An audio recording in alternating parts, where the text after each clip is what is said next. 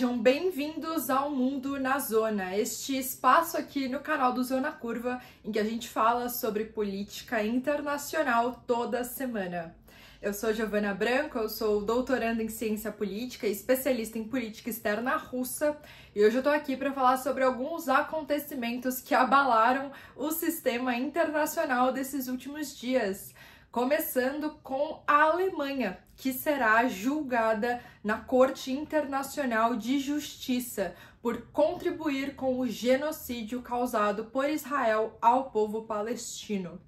Esse caso foi levado para a Corte Internacional de Justiça, localizada em Haia. Inclusive, no vídeo da semana passada, a gente até comentou um pouquinho sobre estes casos relativos lá à Ucrânia, que agora vai poder pedir indenizações. E agora, o novo caso levado à Corte Internacional é da Nicarágua, que acusou a Alemanha de contribuir com o genocídio israelense em relação ao povo palestino, ao, por exemplo, contribuir com o envio de armamentos. A Alemanha é hoje um dos principais aliados de Israel, atrás, é óbvio, dos Estados Unidos, mas contribui, por exemplo, com 30% de todas as importações israelenses de armamentos. E esse número também veio crescendo nos últimos meses, desde o 7 de outubro do ano passado, quando Israel sofreu ataques do grupo terrorista Hamas. Desde então, a Alemanha pode ser considerada cúmplice dos acontecimentos, ou pelo menos conivente com todos eles, já que ela continuou enviando armamentos e ajudando Israel a se tornar mais forte e, consequentemente, mais violenta lá na faixa de Gaza. Esse é o cerne central, justamente, deste novo caso da Nicarágua contra a Alemanha. Segundo a Nicarágua, este caso levado à Corte Internacional de Justiça tem o objetivo principal de frear o apoio alemão a Israel, já que, segundo o governo da Nicarágua, isso viola as convenções contra genocídio que existem hoje no direito internacional e, inclusive, regem grande parte dos nossos conflitos, as nossas leis sobre a guerra. Embora às vezes pareça que as guerras internacionais são terra de ninguém, são algo sem lei, sem uma organização própria, na verdade é muito pelo contrário. As guerras são talvez o fenômeno internacional que mais é regido por leis. Obviamente, nem todos os estados se conformam com estas leis e seguem elas à risca, mas essas leis existem justamente com o objetivo de impedir alguns crimes, né? Os crimes de guerra, como propriamente o genocídio. Então, existe no cenário internacional uma convenção, que é chamada de Convenção para a Prevenção e Punição do Crime de Genocídio, que foi criada como resposta ao principal genocídio do século XX.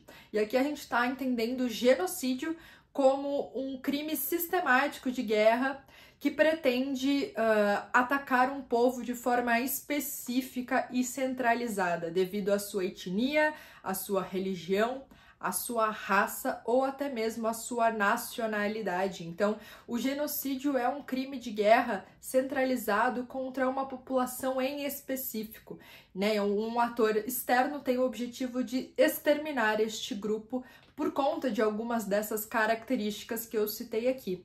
Mas a grande questão deste crime de genocídio é que ele é interpretado de formas diferentes a depender dos casos. Então a gente tem aqui alguns crimes que são obviamente de genocídio, e eu vou falar sobre um deles quando eu comentar mais pra frente sobre os 30 anos do genocídio em Ruanda. Foi um dos principais genocídios que nós observamos no sistema internacional até hoje.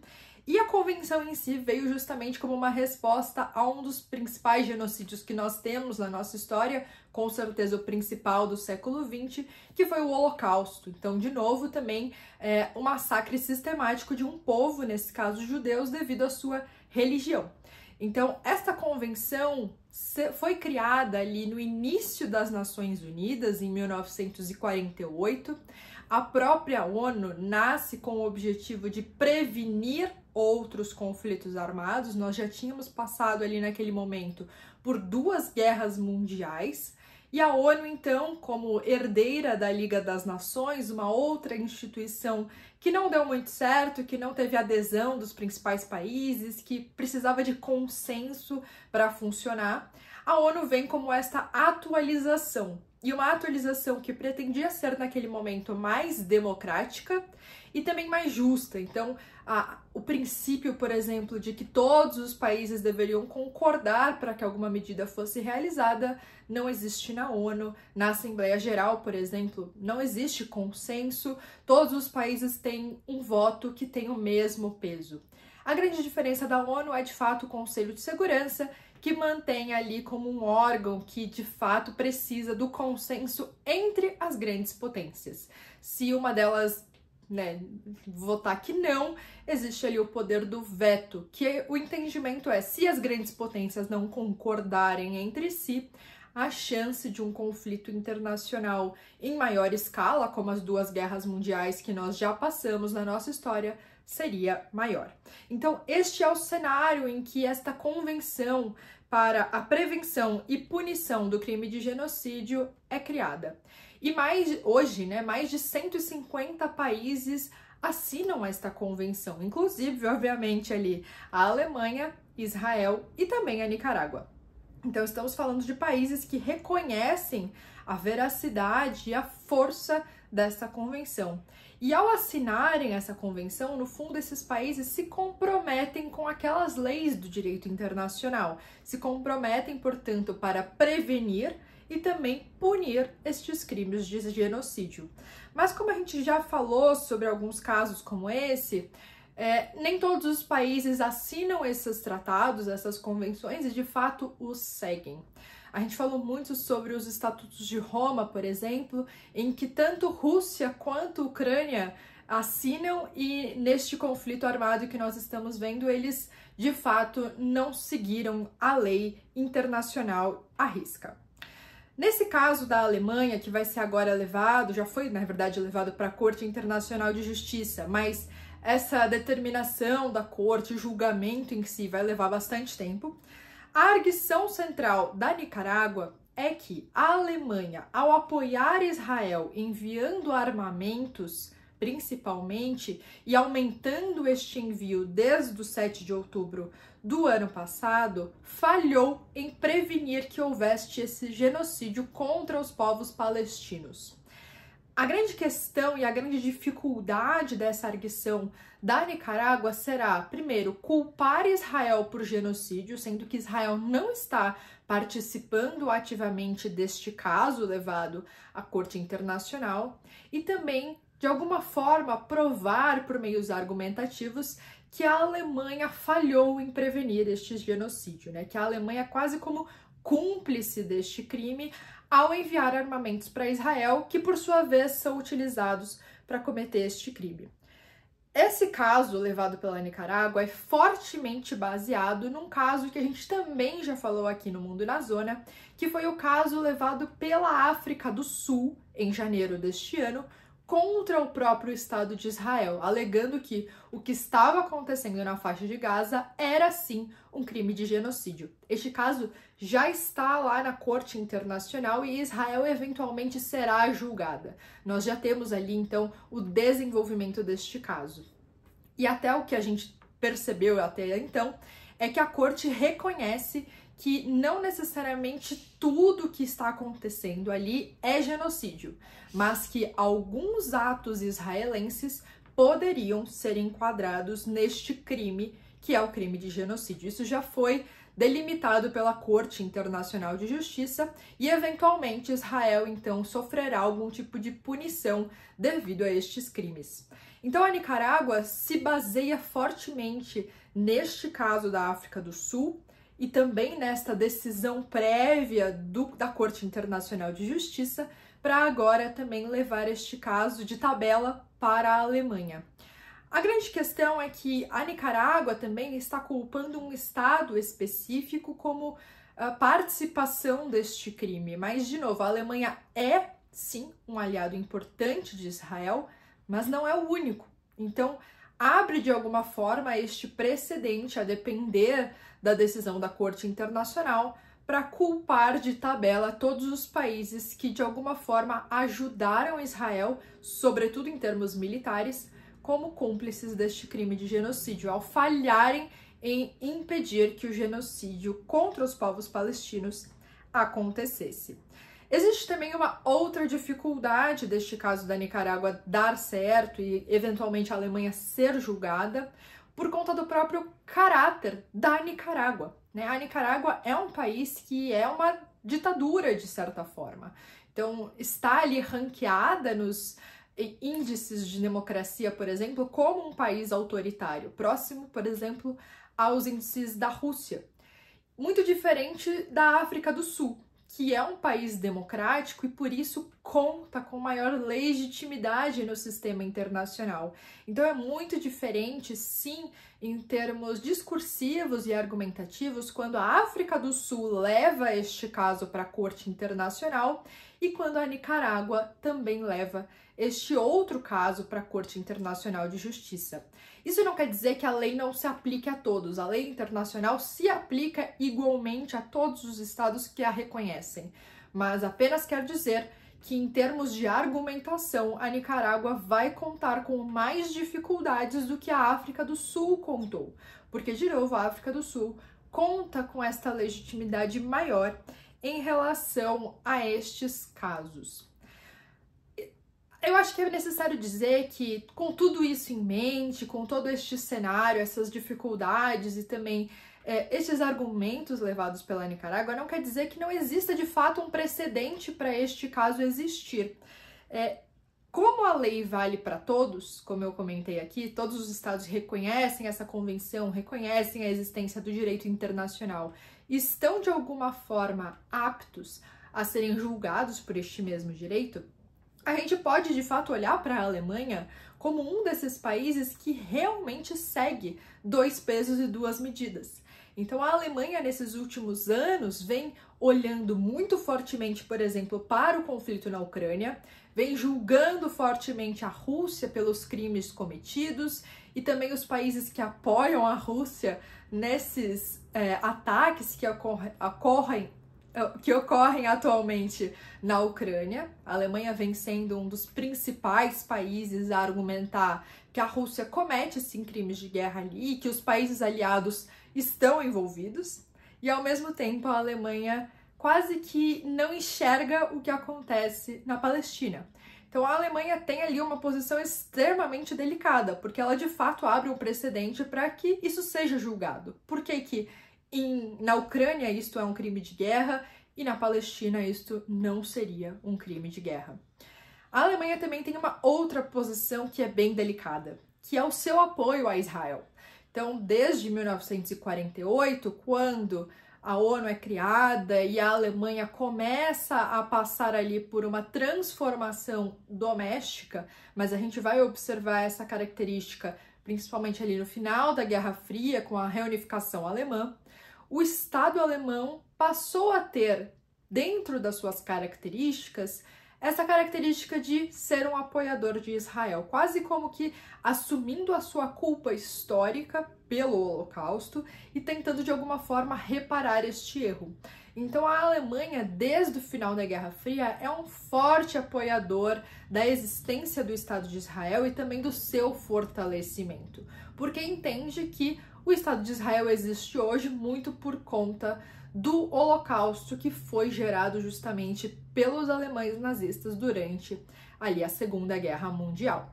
Então a Alemanha tem essa posição muito delicada, né, em que ela quer ser um apoiador de Israel, mas isso não quer dizer que ela apoie incondicionalmente todas as ações israelenses ali no Oriente Médio. Então, veremos ainda o que este caso vai gerar como consequência. De fato, se a Alemanha for julgada como participante deste crime, ou realmente como simplesmente ter falhado em prevenir o genocídio na faixa de Gaza, teremos consequências enormes para o Estado alemão. Porque, de novo, ele se baseia nesses últimos anos justamente como um país que se redime historicamente pelos seus erros e que tenta promover, de alguma forma, a paz e a justiça no cenário internacional. Toda a existência hoje do Estado alemão é baseada nos direitos humanos e nesses princípios fundamentais do direito internacional. À medida em que a Alemanha for julgada, ou pelo menos, né, isso entrar numa pauta, com certeza esse status internacional da Alemanha será absolutamente afetado. Isso não quer dizer que pode parar por aí. Se a Alemanha for julgada culpada por isso, outros países também podem receber casos na Corte Internacional de Justiça também por falhar em prevenir genocídios ao redor do mundo.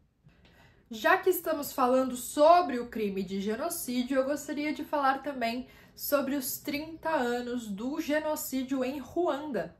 Em 1994, este país centro-africano passou por uma das piores violências políticas que nós já vimos na nossa história. O genocídio de Ruanda, de fato, foi um marco internacional, não apenas pelo nível da sua violência e uma violência absolutamente sem sentido político, mas também pela ineficiência do próprio sistema internacional e dos outros estados no sistema em fazer alguma coisa para prevenir. Então, com certeza, o que aconteceu em Ruanda foi também um grande motivador para os outros estados do sistema internacional enxergarem o genocídio como um crime de fato que deve ser prevenido e deve ser punido. Então, embora as convenções sobre o genocídio sejam mais antigas do que o genocídio de Ruanda, este caso, de fato, fortaleceu a importância desta convenção, porque os outros estados do sistema internacional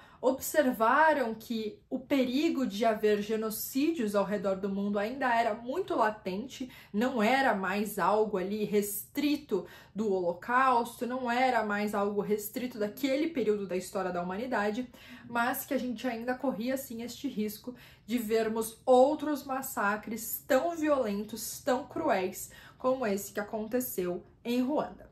Lá em 1994, este massacre, este genocídio teve início com um atentado.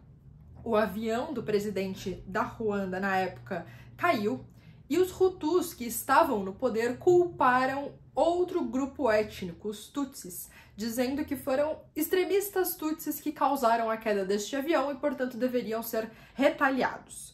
Estes responsáveis pela queda desse avião nunca foram identificados e hoje nós já temos alguns estudos observando que provavelmente foram os próprios Hutus que causaram a queda deste avião e utilizaram este acontecimento como uma linha de partida para justificar a sua forte repressão aos Tutsis. Esse genocídio durou praticamente 100 dias em Ruanda e teve mais de 800 mil mortos da etnia Tutsi.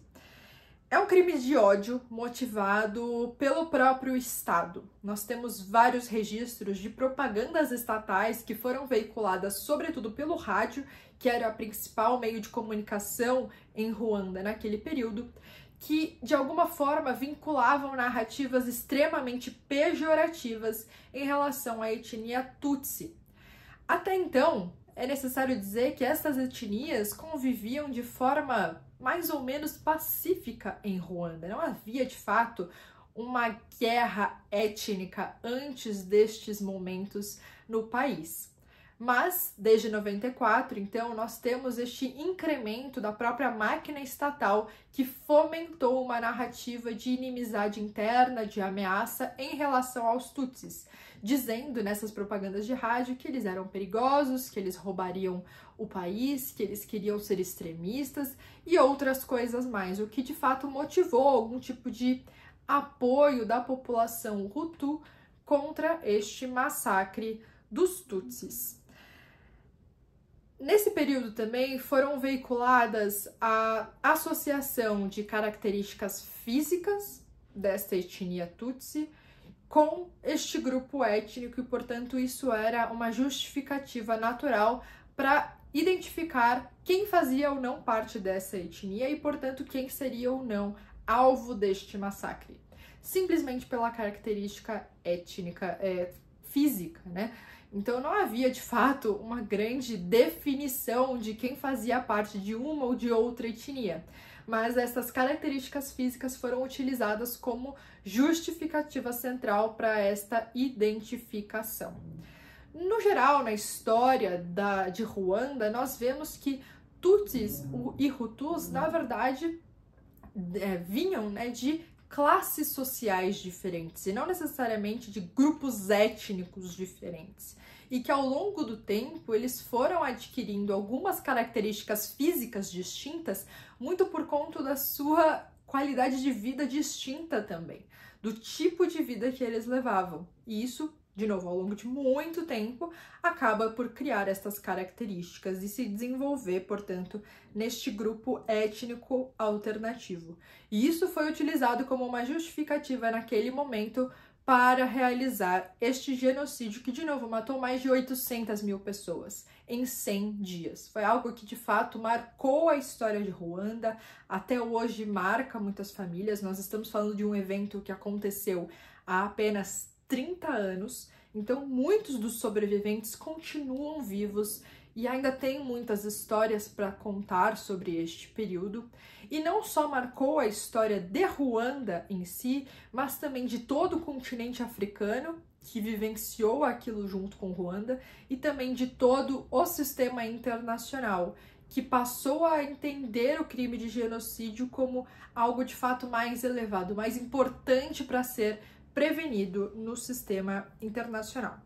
Então, na época do genocídio, a comunidade internacional não fez nada para impedir, e até hoje existe, de fato, este sentimento de culpa compartilhada de todos os países.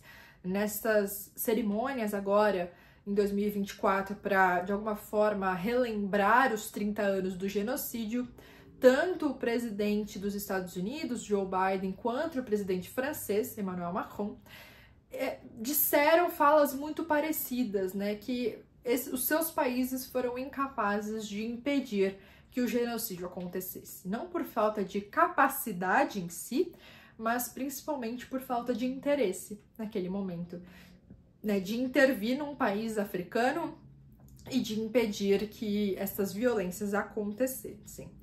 Desde então, né, o genocídio aconteceu, a comunidade internacional ficou extremamente tocada com estes acontecimentos e a gente teve um momento de reavaliação dos governos de Ruanda, da política e também da própria sociedade, né, que passou por este trauma coletivo e de alguma forma precisava se curar destas mágoas do passado.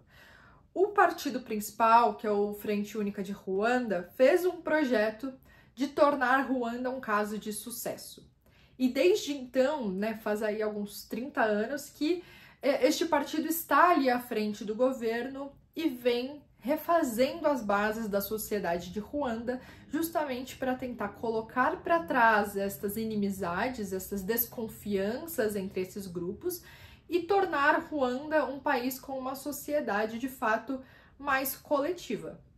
Mas o que nós temos observado nos últimos anos é que o governo de Ruanda vem se tornando cada vez mais autoritário, mais repressivo, utilizando-se mais da censura e também mais da violência política. Então, é algo assim a gente se preocupar, porque ainda não é um caso de uma ditadura mais clássica, mas vem se tornando lentamente mais autoritário e com o potencial de também se tornar mais violento ali na África. E, de novo, como nós temos este histórico do genocídio em Ruanda, é sempre algo que nos preocupa quando a gente fala do país centro-africano. E agora, para finalizar, a gente vai falar sobre a América Latina, que nessa última semana passou aí por grandes turbulências políticas. Há tempos nós não víamos tantos acontecimentos juntos aqui na América Latina. Não que seja um continente estável politicamente, mas a gente tem sim, de fato, algumas fases em que estas nossas instabilidades se tornam ainda mais visíveis. Começando pela relação entre Venezuela e Guiana. Então, na semana passada, a Venezuela promulgou uma lei que reconhece a região de Essequibo como parte do seu território, embora Essequibo seja internacionalmente reconhecida como parte da Guiana. Este projeto já era existente entre os venezuelanos há muitos anos, existe sim algum tipo de contestação histórica sobre essa região, mas era um projeto que já havia sido abandonado, inclusive pelo Hugo Chávez, que desistiu de seguir por essa linha, entendeu que seria uma violação ao direito internacional, que não valia a pena, e, portanto, colocou isso de lado, né? Engavetou esta demanda histórica de alguns venezuelanos em relação a essa região da Guiana ali, que faz fronteira com a Venezuela. Mas, atualmente, o governo do Nicolás Maduro ressuscitou este projeto e vem se utilizando dele justamente para conseguir maior apoio popular. O governo do Nicolás Maduro vem apresentando algumas dificuldades internas, vem perdendo legitimidade, vem perdendo apoio, vem enfrentando cada vez mais dissidentes e tendo, se observado uma necessidade de reprimir ainda mais os seus oponentes. Então, teremos eleições agora esse ano, eleições que serão claramente fraudadas por conta de que toda a oposição de fato ao governo foi impedida de concorrer, foi presa, foi perseguida, e isso mostra que o governo do Nicolás Maduro não está disposto a de fato correr o risco de um processo eleitoral justo, porque claramente ele teria grandes chances de perder o poder, já que a população não entende mais o governo do Nicolás Maduro como um governo legítimo. Tendo este cenário em vista, o governo reviveu este projeto histórico de Essequibo como parte da Venezuela. Isso é uma tática utilizada por alguns governos para formular algum tipo de nacionalismo na sua população e, de alguma forma, ganhar este apoio popular novamente. Nós chamamos em relações internacionais esse fenômeno de Rally Around the Flag, então algum tipo de movimentação social em torno da bandeira. Então, se você tem um motivo nacionalista para apoiar o seu país, de quebra você acaba às vezes por também apoiar o governo que está no poder e ele acaba ganhando mais legitimidade devido a esta demanda nacionalista patriótica. Isso é algo que nós vemos em vários momentos da política internacional e é exatamente o que a Venezuela vem fazendo neste momento. Para além de tudo isso, foi descoberto nos últimos anos petróleo nesta região de Essequibo, o que de fato torna esta região muito mais rica e muito mais disputada por esses dois países. Então a Venezuela tem também este interesse a mais, um interesse econômico, de anexar esta região ao seu território. Lembrando que a Venezuela hoje já é um grande exportador de petróleo, então, mais coisas para a sua economia funcionar. É muito improvável, hoje pelo menos, que a Venezuela faça uma operação militar ou mesmo uma invasão a esta região de Essequibo. Primeiro, porque não tem capacidade militar para tal. Segundo, porque os militares são muito ligados ao governo Maduro e não tem muitos incentivos para dar início a uma guerra. Depois, porque a Guiana poderia contar com o apoio militar de alguns aliados, como os Estados Unidos.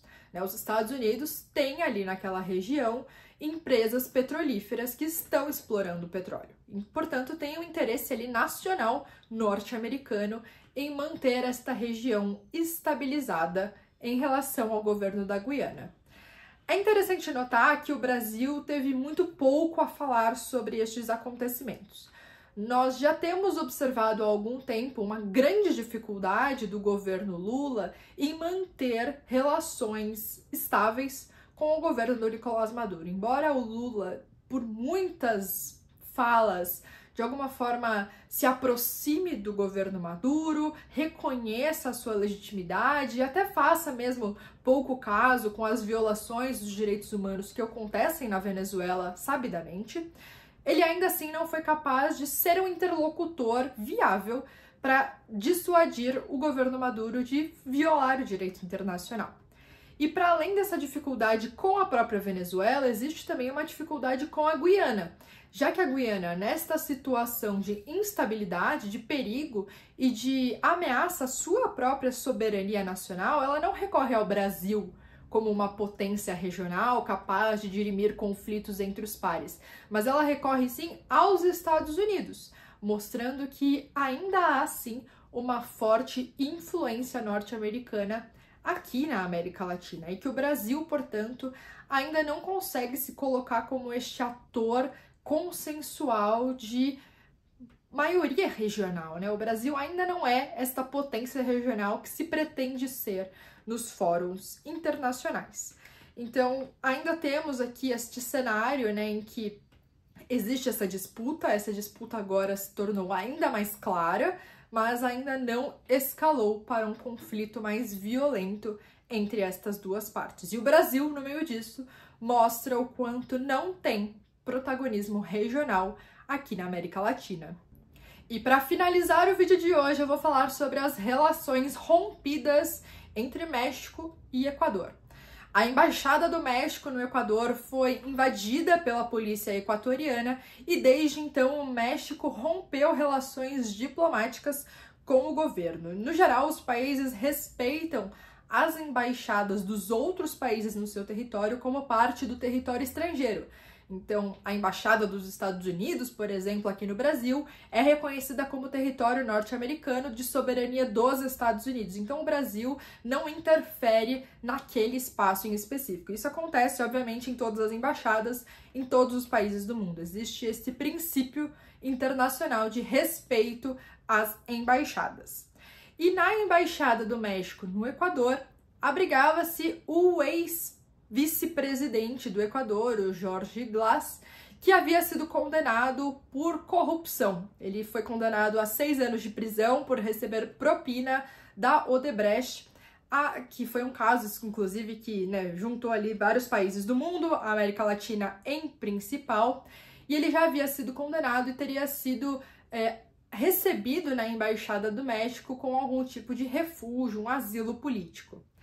E isso, obviamente, incomodava profundamente o governo do Equador, que tinha ali o seu oponente abrigado na Embaixada do México desde dezembro. Mas esta invasão policial que nós observamos nesses últimos dias à embaixada é, na verdade, apenas o pico de uma série de conflitos diplomáticos que já vinham acontecendo entre esses dois países. Então, na quinta-feira, por exemplo, o presidente do Equador disse em nota que o México teria abusado da sua imunidade diplomática ali na embaixada em Quito ao ter concedido asilo ao ex-vice-presidente do Equador e que este asilo concedido a ele, na verdade, excedia qualquer tipo de padrão legal convencional.